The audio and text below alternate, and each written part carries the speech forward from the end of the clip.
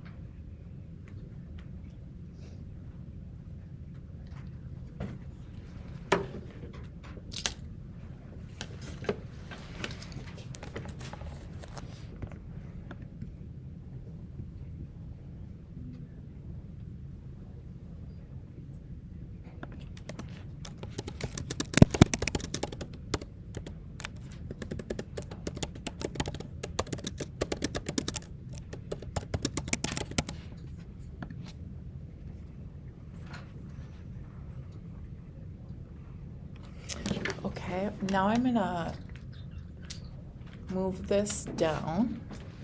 Did everyone get this down? And then we're gonna write this down on our sheet.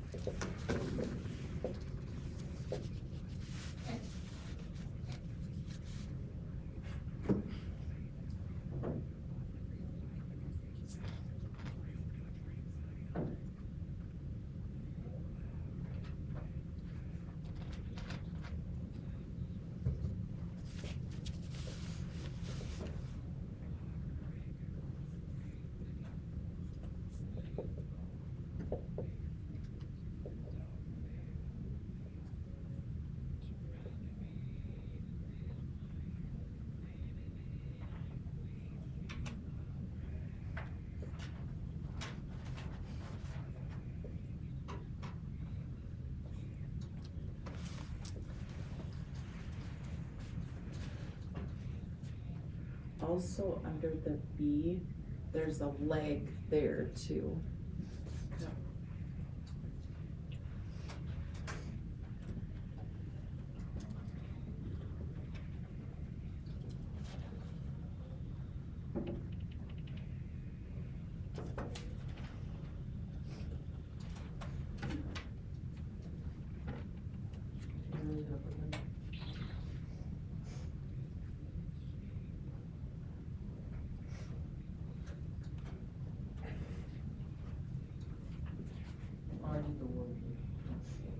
Oh, the Pythagorean theorem.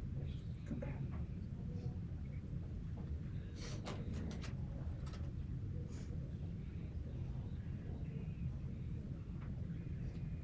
Okay, everybody okay with that? All right, so there's two ways that I'm going to show you how to do distance.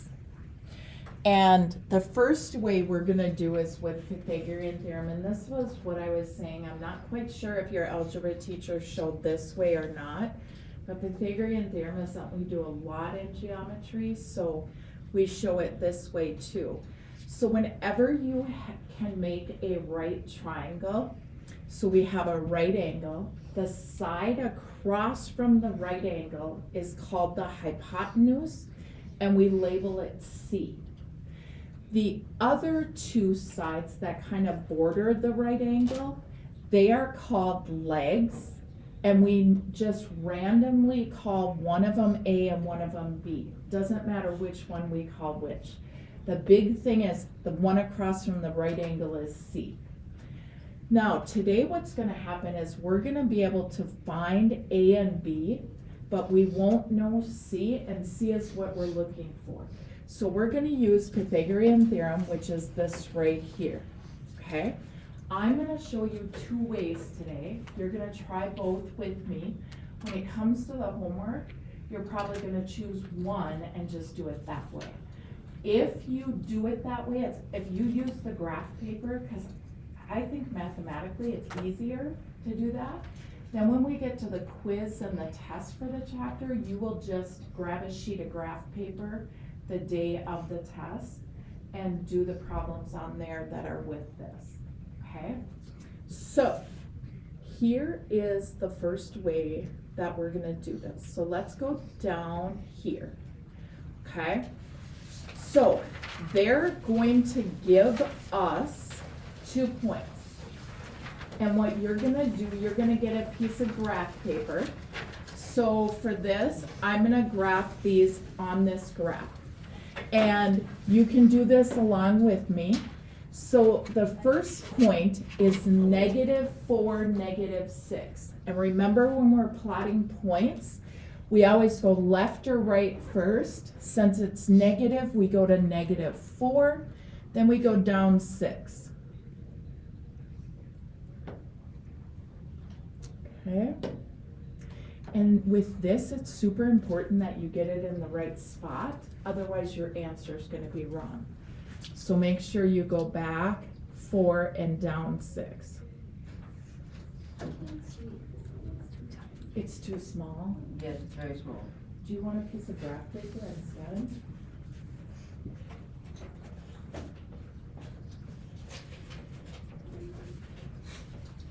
Yeah, that would probably be easier.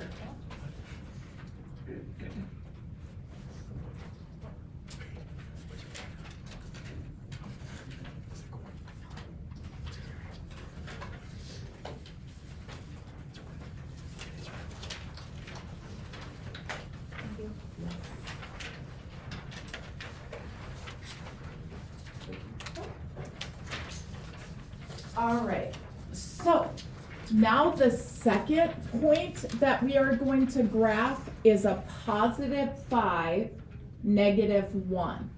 So we're gonna go over 1, 2, 3, 4, 5 to the right and then down 1.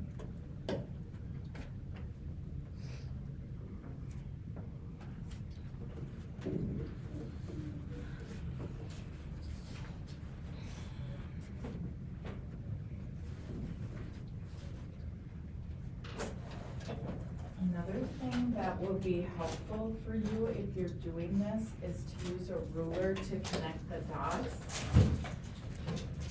So I'll hand out rulers also.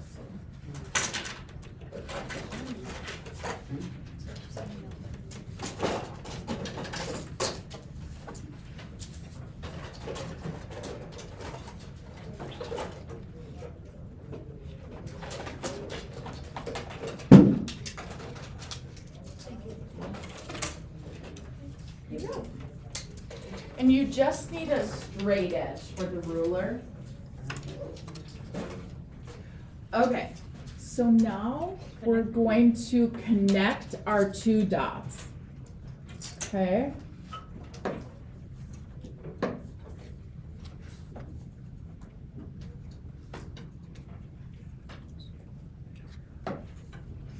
All right, now what we're gonna do is we need to make a right triangle. And to do that, you're going to take one of the points and the other point, and you're gonna try to draw across and up to make a right triangle with this, okay? So let's go.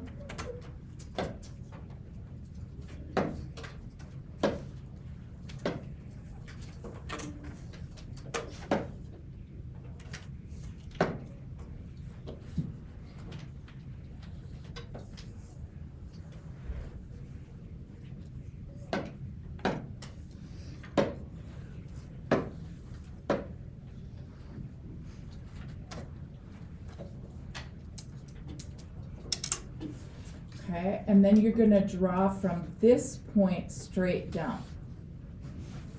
Okay. Now, if I had wanted to, I also could have drawn across and down to make my right triangle up there. So if I would have went across and then down to that point, that would have been fine too. Now, hopefully you all realize that this is where our right angle is. And now we're gonna label what is A, what is B, what is C. Do you guys all get that this would be our C? And then A and B don't matter. So I'm gonna make this my A and this my B. Okay, now I have to count how many I have going down. And again, do loops. That's what I would suggest. So 1, 2, 3, 4, 5. Or if you count, you don't count the top one. Okay, so A is 5. Then going across, if you count, don't count the first one. So it's 1, 2, 3, 4, 5, 6, 7, 8, 9. So B is 9. And then C, yeah. You can just count squares. Like the side of the square, correct? Or yeah, I see what you're saying. You could just go 1 square, 2 squares, 3 squares. Yeah, you can do that. All right, now we're gonna write down Pythagorean Theorem. Okay, A is 5 squared. B is 9 squared. And C, oh, this is C squared. C we don't know, so we're gonna just leave that as C squared. Okay. Now is where your calculator comes in. Does anyone need to grab a calculator quick? There's calculators over here.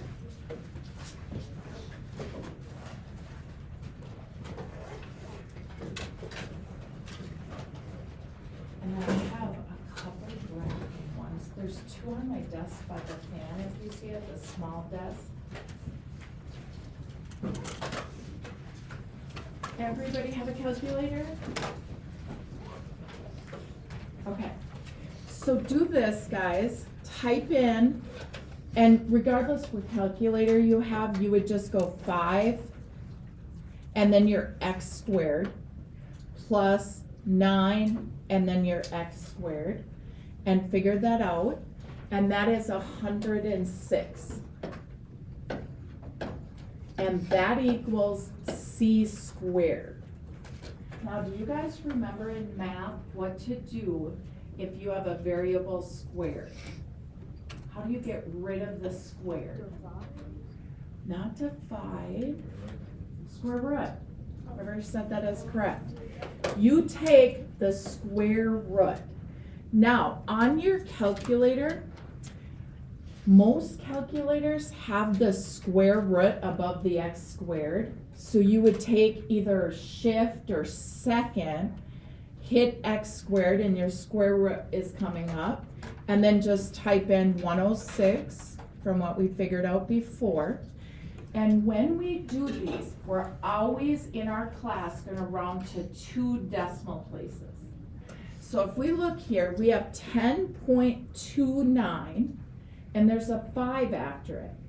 If there's a 5 after it, do I keep it the same or do I round up? Round up. Okay, and that's 29, so that's a little bit harder to round. Think of it as 29. If you have to go up with that, what would it become? 30. 30.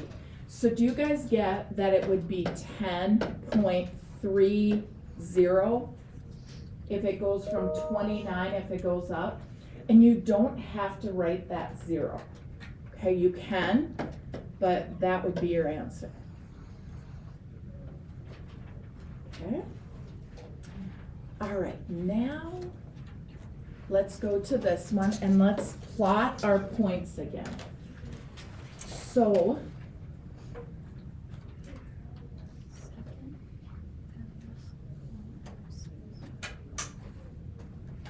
okay, so we're gonna plot 2, 4. So we're gonna go 2 to the right and 4 up. Okay, then we're gonna do -3, -2. So we're gonna go 1, 2, 3, and then down 2. Okay, now we're just gonna use our ruler and connect that with a line. Oops. That did not work.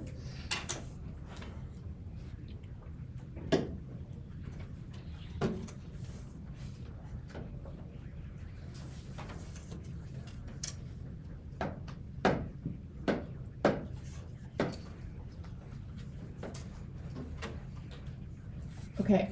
Then once you get that, that's when you're gonna close in your right triangle.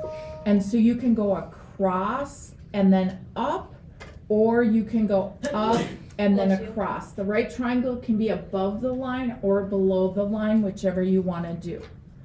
Okay? So let's keep going with that and draw that right triangle.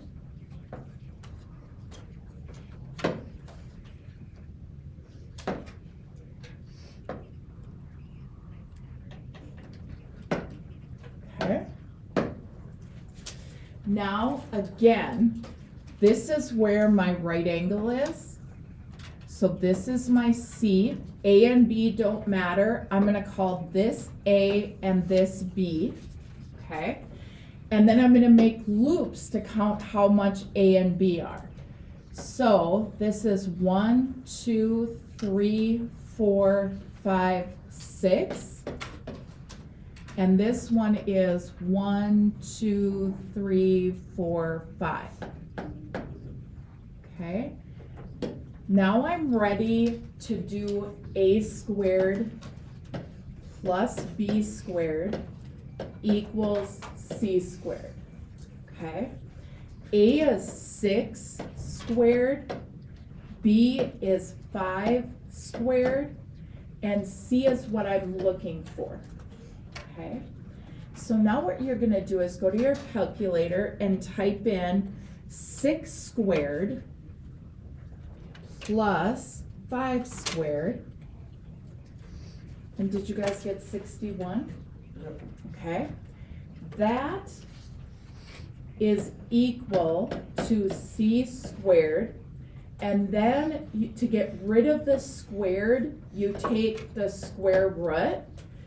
So what we're gonna do then is go second x squared, 61, enter, okay? And so that would be 7.81. Everybody understand that?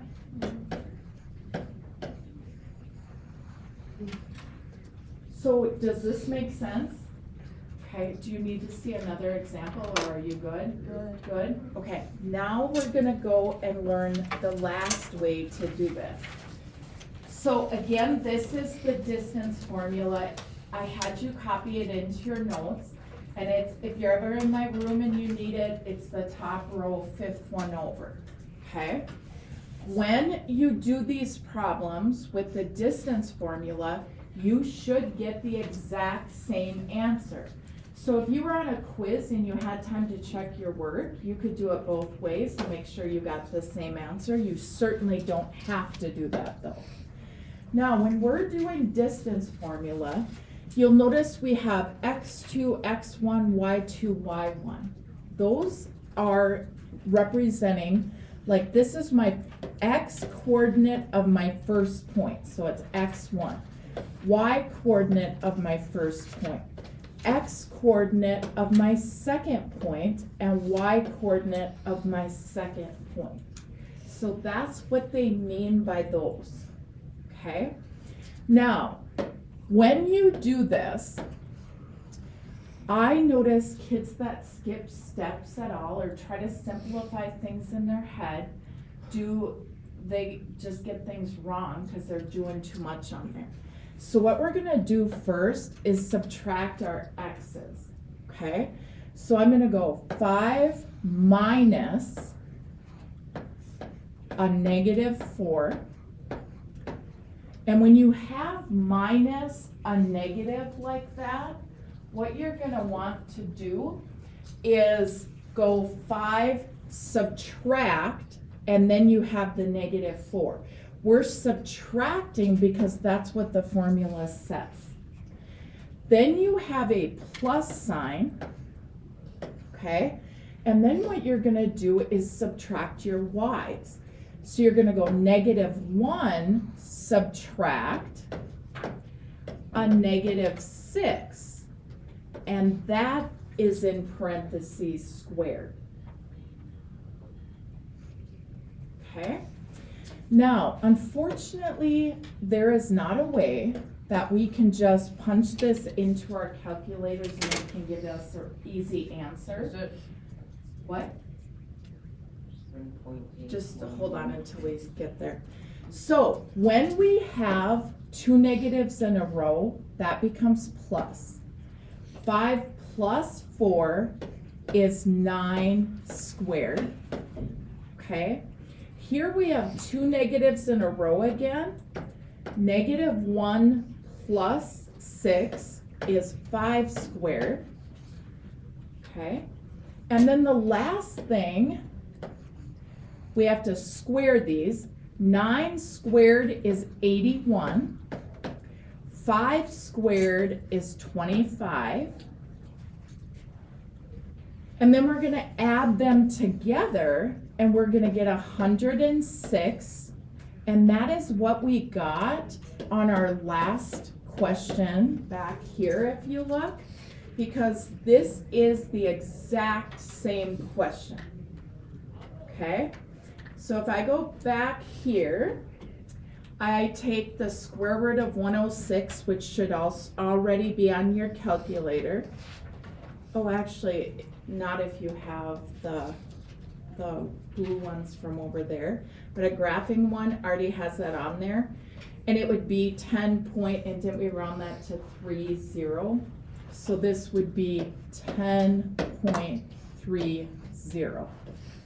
It was 10.295.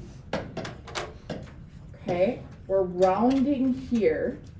This is a 5 or above, so you round up, and 29 would round up to 30. Okay, so let's look at this one and do this one. So when we do this, we have to put it under a square root. We subtract our x's. So it'd be -3 minus 2 squared. Then we subtract our y's, and it would be -2 minus 4 squared. Now, if you guys give me your answers today, your homework, and you didn't show either the distance formula or the graphs and the Pythagorean theorem, I wouldn't give you any credit. You have to show work depending on which way you do these. Do you guys know what -3 minus 2 is? 5. Positive or negative? Positive. -3 subtract 2 would actually be -5. squared. And if you're somebody that struggles with positives and negatives, you can just go to your calculator and use the negative key, minus 3 subtract 2, and it would show you that it's negative 5. What do you think negative 2 subtract 4 would be? Negative 6. Negative 6, very good. Now, oh, this I should tell you guys. I didn't say this yet, but this is a way that a lot of kids get distance formula wrong.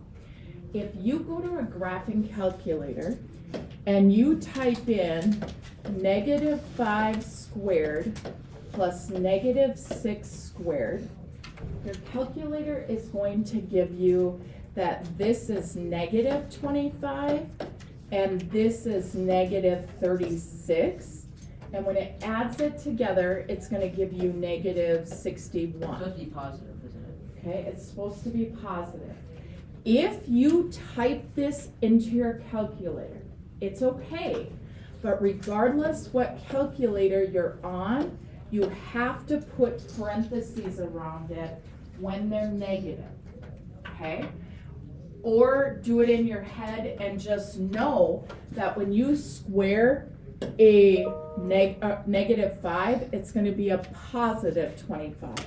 When you square a negative 6, it's a positive 36. And when you add those together, it's 61. Now, we're still not done because that 61 is under the square root. And now we would take the square root of 61, and that is 7.81. And that is our answer.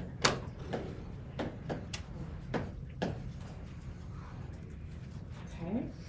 Do you want to see another one with this? Okay. How many of you like the Pythagorean Theorem more? Who likes distance formula more? Who doesn't like either of them? So you're gonna choose, it's completely up to you which way you wanna do it. There's graph paper right here, and I did 8 graphs that you're gonna do. So if you're doing graph paper, you need 1 sheet. Yep. Yeah, just copy this assignment down first.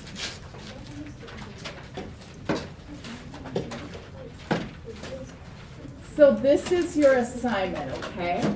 The first few are just on a number line where you count. Then there's 8 that you have to graph. If you're doing, if you're doing Pythagorean Theorem. If you're doing distance formula, then you don't need graph paper. Was it hard? No?